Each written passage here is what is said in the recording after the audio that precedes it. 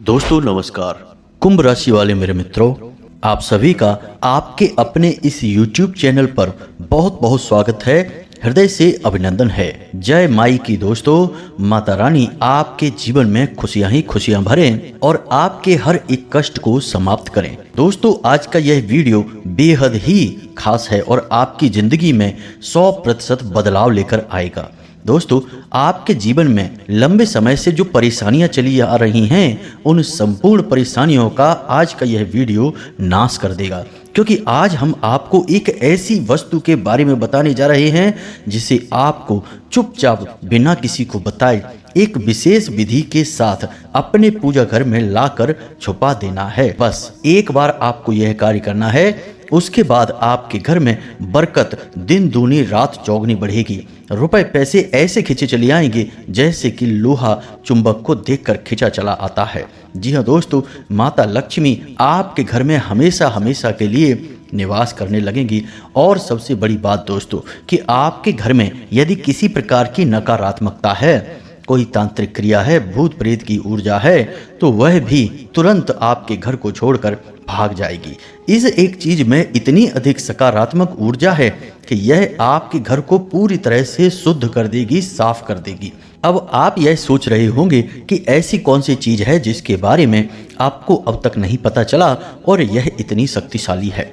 तो दोस्तों हम आपको बता दें कि यह माई का आशीर्वाद है और बेहद ही गुप्त और चमत्कारी प्रयोग है। इसे इस तरह खुलेआम नहीं बताया जाता है। इसे बताने का और इसे प्रयोग करने का एक विशेष विधान है, नियम है। केवल भगवान के उच्च कोटि के साधक ही इसे सिद्ध करवा सकते हैं और किसी के जीवन में बदलाव लाने लायक बना सकते हैं। अन्यथा किसी साधारण पुरुष के हाथों यदि इसका प्रयोग किया जाए तो यह निष्फल होता है। हमने माई की लंबे समय तक सेवा की है, तो आज माई ने हमें इस लायक बना दिया कि हम आपके जीवन में बड़े बदलाव ला सकते हैं माई के आदेश और कृपा से। हम तो केवल माध्यम मात्र हैं। कहने का मतलब यह है कि माई खुद ही आपके जीवन को बदलना चाहती हैं और उन्हीं ने हमें माध्यम बनाकर आज इस चीज के बारे में आपको जानकारी देने के लिए चुना है। तो दोस्तों यह वीडियो बेहद ही खास है और जीवन में बहुत कम ही ऐसे मौके होते हैं जब ऐसा विशेष ज्ञान हमें मिलता है जो जीवन को बदल देने वाला होता है। वैसे तो अनाप शनाप इधर उधर की बातें, दुनिया भर की बातें सुनने को देखने को मिलती हैं। लोग पता नहीं क्या क्या इधर उधर की बातें बताने में लगे हैं, लेकिन ज्ञान की गहराई और ईश्वर की कृपा हर एक के पास नहीं होती है।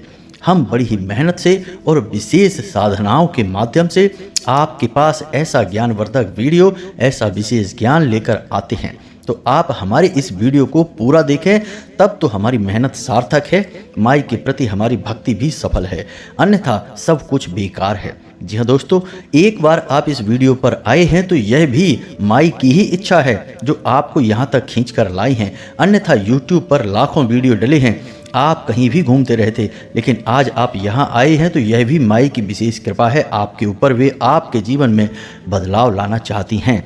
तो अब इस बात के महत्व को समझिए दोस्तों। हर बात हल्की नहीं होती है और हर बात को यूं ही हवा में नहीं उड़ाया जाता है, अन्यथा जीवन कब हवा हो जाता है पता नहीं चलता है।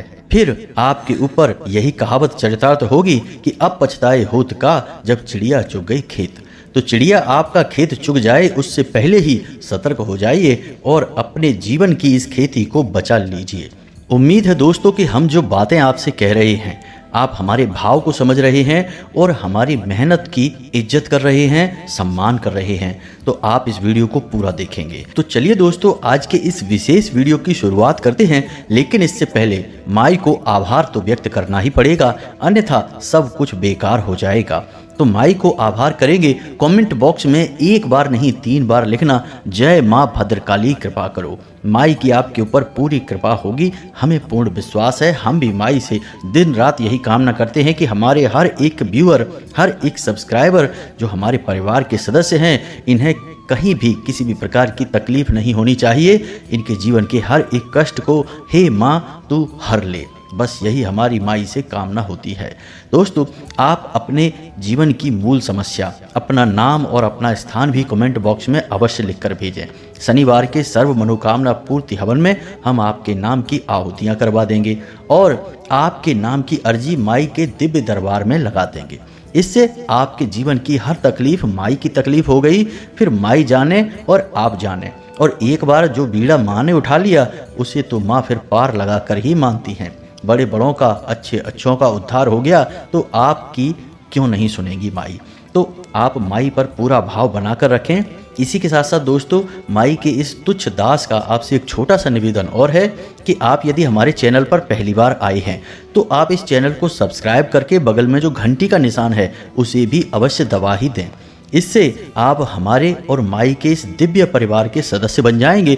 फिर जो भी पूजा पाठ, अनुष्ठान, क्रिया विधि जो भी कुछ होगा सबका कुछ न कुछ हिस्सा आपको अवश्य प्राप्त होगा, क्योंकि परिवार के सदस्यों की तो पहले सुनी जाती है और हर कार्य में उनका हिस्सा होता ही है, तो दिव्यता आपको भी हासिल होगी। जी हाँ दोस्तों, तो चलिए चैनल को सब्सक्राइब करिए, फिर आगे बढ़ते हैं।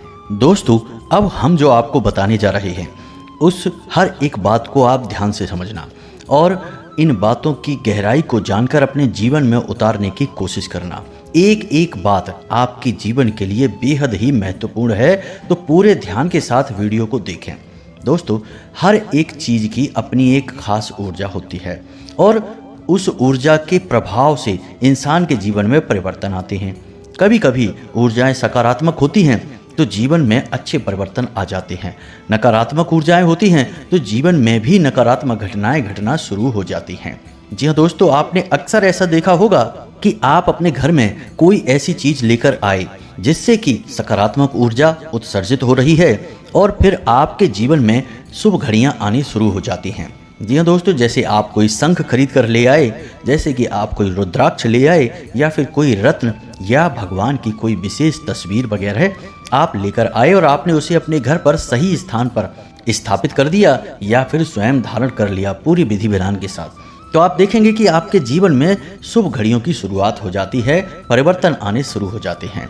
ठीक दोस्तों, इसका उल्टा भी कभी कभी होता है। हम अनजाने में कुछ ऐसी चीजें अपने घर में ले आते हैं जिनके नकारात्मक प्रभाव होते हैं और फिर जीवन में नकारात्मक घटनाएं घटनी शुरू हो जाती हैं और फिर आप यह विचार करते हैं कि आखिर ऐसा जीवन में क्या हो गया कि जीवन में जो सब कुछ अच्छा हो रहा था अचानक सब बुरा बुरा होना शुरू हो जाता है। कभी कभी दोस्तों, लोग नकारात्मक चीजें जानबूझकर किसी के घर में रखवाते हैं, कुछ ऐसा गिफ्ट दे देते हैं, कुछ ऐसी चीजें उपहार में आ जाती हैं जो कि जीवन में नकारात्मकता लेकर आती हैं। अब नकारात्मक चीजों के बारे में आपको ज्ञान इतना होता नहीं है, क्योंकि सकारात्मक चीजों के बारे में तो हर कोई बातें बताता है, लेकिन नकारात्मक चीज़ें कौन सी हैं जो जीवन में विनाश लाती हैं, नकारात्मक घड़ियों को लेकर आती हैं, उन चीज़ों के बारे में लोगों को अक्सर बहुत कम ज्ञान होता है। आपको भी नहीं होता है और जब कोई आपको कुछ बताता है तो आप तुरंत उस कार्य को करते हैं और उस चीज़ को तुरंत निकाल कर घर से बाहर फेंक देते हैं और फिर जीवन में सब कुछ सामान्य होने लगता है। कहने का मतलब यह है कि चीजों की अपनी एक विशेष ऊर्जा होती है, खास ऊर्जा होती है। अब इन ऊर्जाओं के प्रभाव से ही जीवन में सकारात्मक और नकारात्मक परिवर्तन आते रहते हैं। अब वो कौन सी चीजें हैं जो शुद्ध सकारात्मक होती हैं या फिर कौन सी चीजें हैं जो घोर नकारात्मक होती हैं, जीवन में विनाश लीला लाती हैं, इस विषय को हम किसी अन्य वीडियो में आपको बताएंगे। लेकिन यह विषय हमने छेड़ा इसलिए ताकि आपको चीज़ों के गुण और दोषों के बारे में पता चले। आपने कभी न कभी तो इन गुणों को महसूस अवश्य किया ही होगा। खैर, अब हम बात करेंगे उस एक चीज़ के बारे में जिसे आपको चुपचाप लाकर अपने पूजा घर में छुपा कर रख देना है।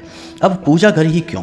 क्योंकि दोस्तों, आपके घर का जो पूजा घर है वह कोई साधारण स्थान नहीं है। जितनी भी सकारात्मक ऊर्जा आपके घर में है वह आपके पूजा घर से ही उत्सर्जित हो रही है। आप उसे सकारात्मक ऊर्जा का केंद्र कह सकते हैं, इसमें कोई अतिशयोक्ति ना होगी। तो अब यदि आपके पूजा घर में किसी प्रकार की कोई खामी है, कोई नकारात्मकता है, तो फिर सकारात्मक ऊर्जा आपके घर में किस प्रकार रहेगी? यानी कि हर बात में आपके घर में परेशानी ही परेशानी आएगी। तो अब जबकि हम आपको उस एक चीज के बारे में बताएं जिसे आपको अपने पूजा घर में रखना है, उससे पहले हम आपको कुछ ऐसी बातें बताएं जिनको आपको देखना है कि आपके पूजा घर में वे चीजें हैं कि नहीं।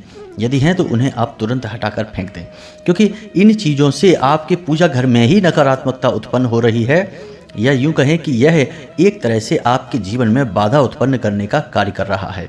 दोस्तों हमने अक्सर ऐसा देखा है कि लोग अपने पूजा घर में ऐसी ऐसी चीजें लाकर रख लेते हैं जो कि किसी भी कीमत पर वहां होनी नहीं चाहिए, जैसे कि कुछ निर्माल्य। अब निर्माल्य क्या होता है? आपने भगवान को पुष्प चढ़ाए, कुछ समय के बाद वे पुष्प मुरझा गए।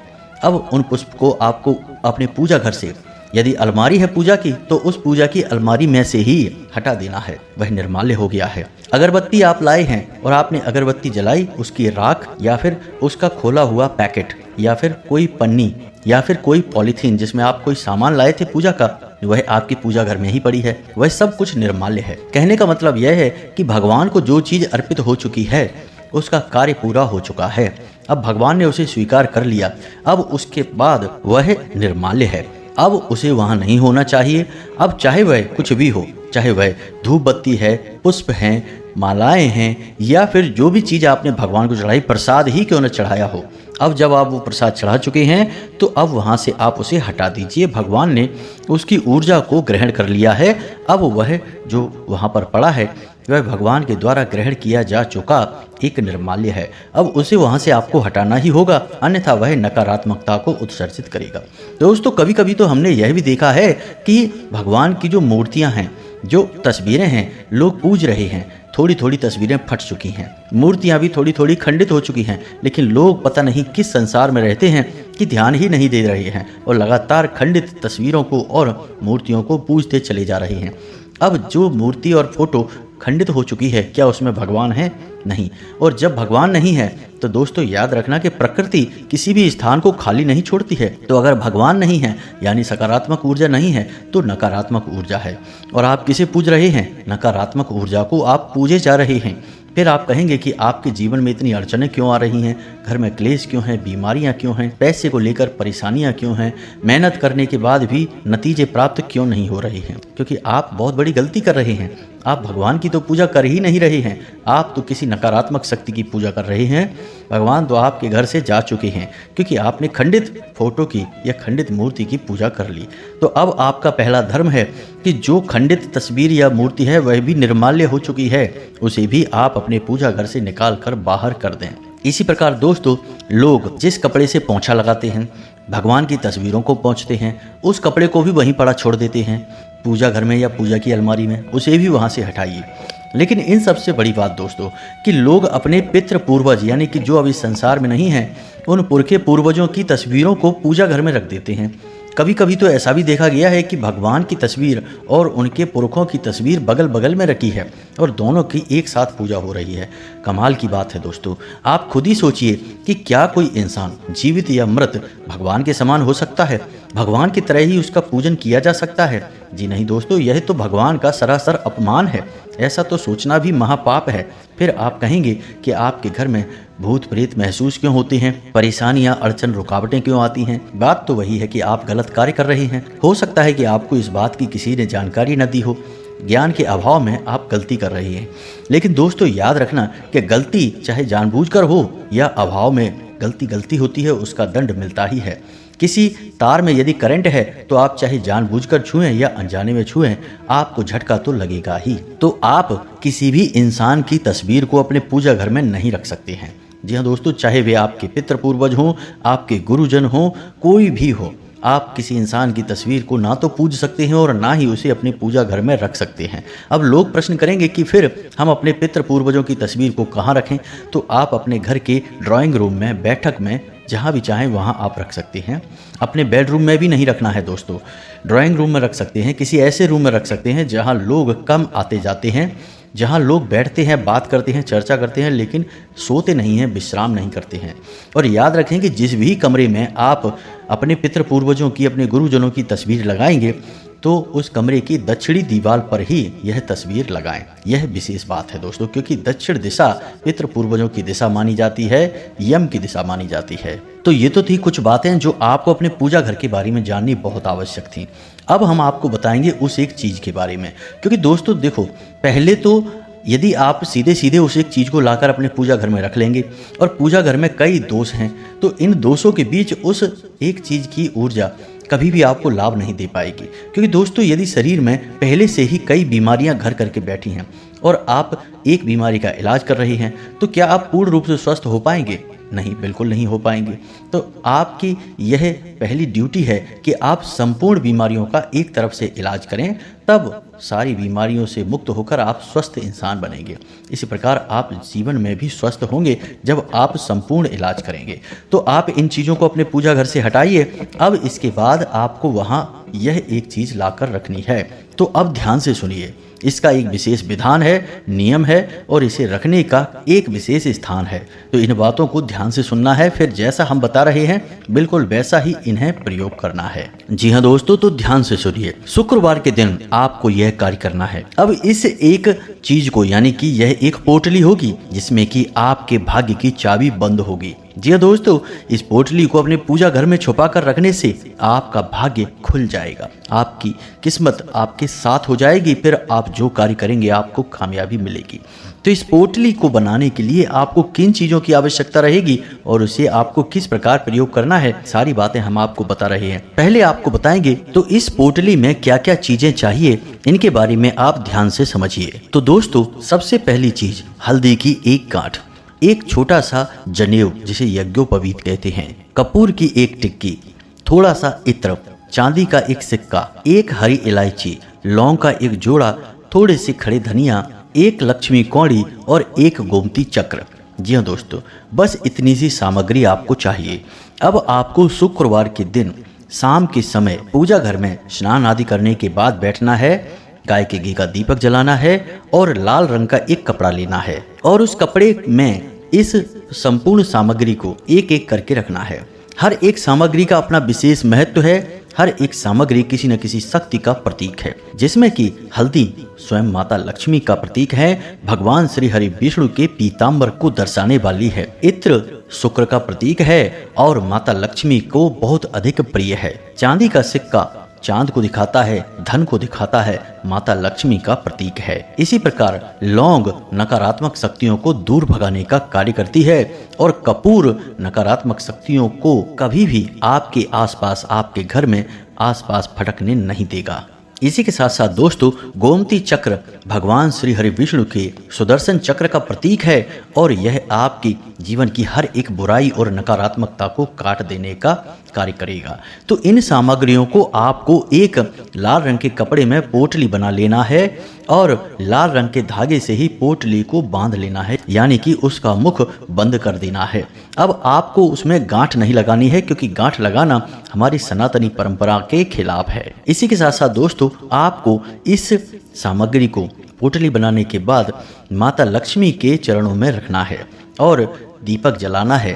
साथ ही साथ माई को लाल रंग का प्रसाद अर्पित करना है, लाल पुष्प अर्पित करने हैं। संपूर्ण सामग्री माई को समर्पित करने के बाद माई से प्रार्थना करनी है कि हे माँ, हमारे जीवन में जितने भी दुख, कष्ट, तकलीफ, परेशानियां हैं वे सभी समाप्त हो जाएं और आप हमारे घर में विराजमान हो।